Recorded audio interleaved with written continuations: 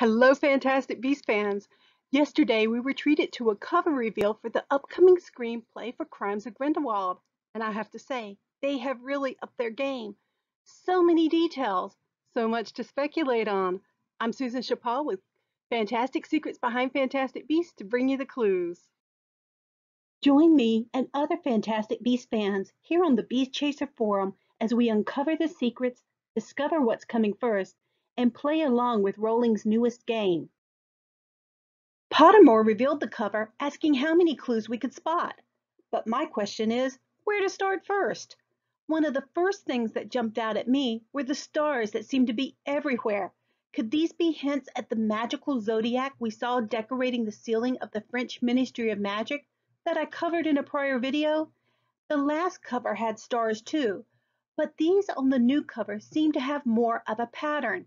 I haven't yet tried to piece them together into constellations, though this one does look a bit like the Seven Sisters to me. Can you spot any patterns? At the center of the cover are a lock, and possibly its key. The lock is the same as the one posted earlier, with the NF referring to Nicholas Flamel. But the key, if that's what it is, looks quite different. Although Pottermore referred to it as a piece of jewelry, to me it looks a bit like a wand. In fact, it reminds me a bit of one we saw Brontis Jodorowsky, aka Nicholas Flamel himself, holding in a photo he posted online. When fans speculated, me included, that it might be Flamel's wand, Jodorowsky denied it. But it does seem odd that he appears to be pointing to the wand pointing to Flamel's sign, doesn't it? I've also heard others saying that the piece of jewelry looks like a vial that holds memories, which would also be intriguing. And the positioning of the lock and key is directly under what must be the Philosopher's Stone, which, knowing Flamel is in the story, should come as no surprise. What is surprising, however, is that it seems to be pictured under a bell jar.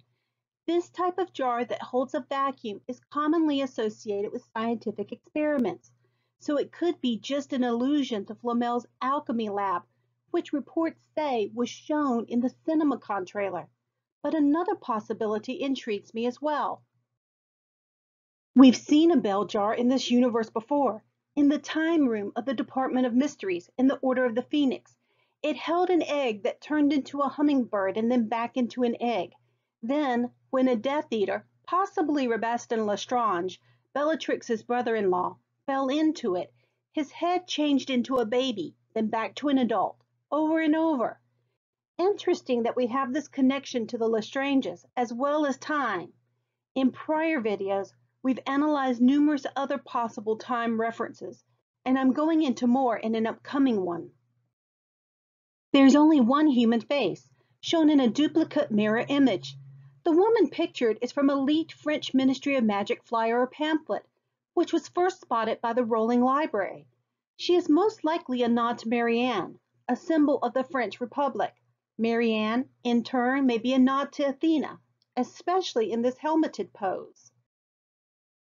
Curious thing about the golden helmeted Pallas Athena, she was the muse of Francis Bacon, an Elizabethan philosopher, statesman, and scientist who some believe to have been a Rosicrucian. There are several possible links between Pallas Athena, Shakespeare, and hidden knowledge or secret societies, and we've seen lots of secret society links for the upcoming films. However, this depiction of Mary Ann is probably just meant to imply the key role of the French Ministry of Magic. But if we get more clues hinting at the secrets of Pallas Athena, I'll delve into her more in another video. Now, let's talk about the animals. The first ones that caught my attention are the cats at the bottom. Surely these are the Wampus Cats mentioned in the trailer shown at CinemaCon. In a prior video, I mentioned a report from an attendee who said the cats were not fully developed yet, but seemed large and menacing. These look rather cute, but they do hold a central place on the cover, which may indicate a substantial role. At the bottom, we have what seemed to be the Oni, shown in the trailer here. This creature intrigues me in a couple of ways, but because I need to do more research, I'm going to save speculation for a future video. Now, notice these animals up in the top corners. The bottom ones seem very much like Thestrals, which could just be a hint at Grindelwald's escape. With these tendrils, the top could be dragons. But look at the shape when you put the two together. Doesn't it seem a bit like a seahorse, which we've seen before? Or perhaps a hippocampus?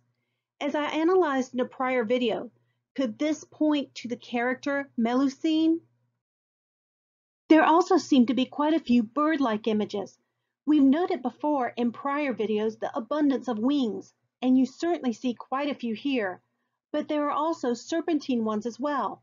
And to me, these all come together in the face of an Asian-style dragon, staring straight at us. Can you make out the eyes, the snout, its tendrils, and the back wings? This harkens to the comments David Yates made a long time ago about a new Chinese beast in the second film. We've speculated before about either a phoenix or a dragon. Maybe this is the decisive clue. But then, look here at the Eiffel Tower image at the snout of the beast. Doesn't it look like the tower has sprouted wings? I've seen speculation that it's a highly stylized phoenix spreading its wings, or perhaps a magical battle around the tower. What do you think? There's another part of the Eiffel Tower that has really captured my attention. Look at this. Doesn't it look like a bottle?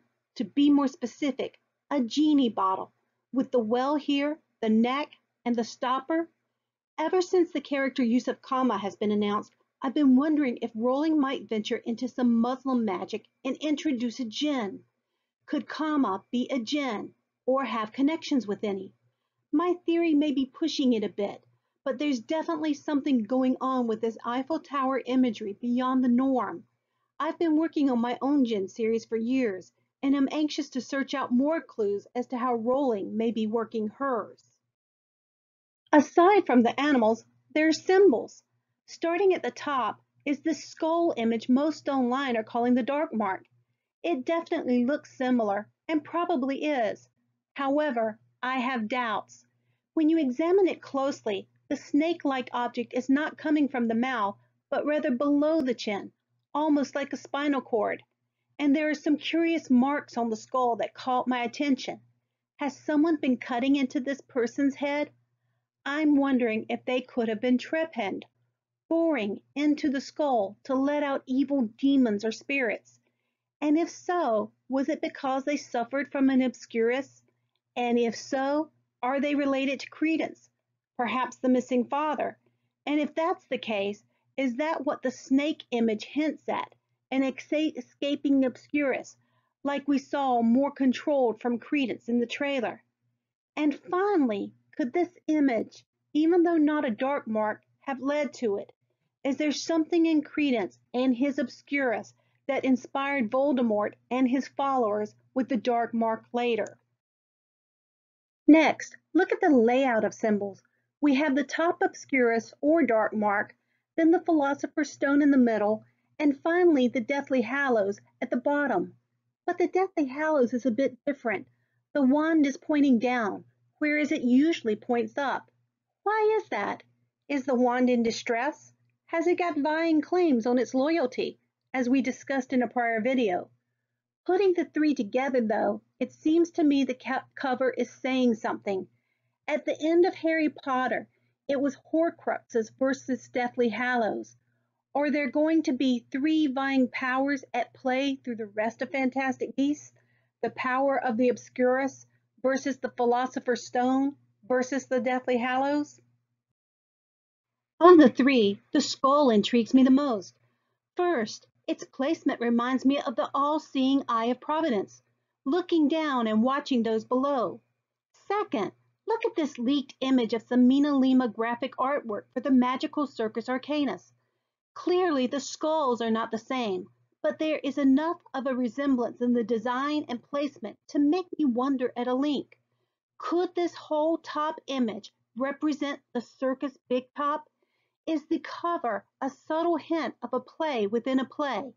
We are the audience entering Joe's Big Top when we enter the theater. In fact, with the cover separated top to bottom over a sky of stars, it almost has a feel of as above, so below. As above, so below is a key maxim of Hermeticism with links to alchemy, The last cover was divided up similarly, which could all just be a matter of design and I'm reading too much into it. But I do find it interesting that the skull that I'm linking to the Obscurus is in the skyward or as above position. Finally, look at the symbol under Rowling's name. It was on the last cover too. With that quill and placement, I think it's meant to link directly to Rowling. I've seen several people calling it a Gordian knot, but so many that I cannot credit one. In my original book, I talked about the Gordian knot and its significance to Ilvermorny as something that may play a role in the series. As the knot symbolizes cutting through a complex problem by thinking differently, it seems fitting to me that Rowling would take it as a personal emblem, and that the mighty quill is essentially what is untying the knot. Overall, besides being absolutely gorgeous, I think this cover reveals or highlights a couple of new key details. One, the Philosopher's Stone is going to be critical. And two, there be dragons. Also, three, hopefully, I think we may meet up with some Jinn. What other clues did you catch in this awesome cover? Is that top symbol a dark mark or a possible obscurial? Please share your thoughts in the comments. Be sure to subscribe so you don't miss my next video. And please check out my newest release, Fantastic Secrets Behind Fantastic Beasts, the video book. I've linked to it in the description below. Until next time.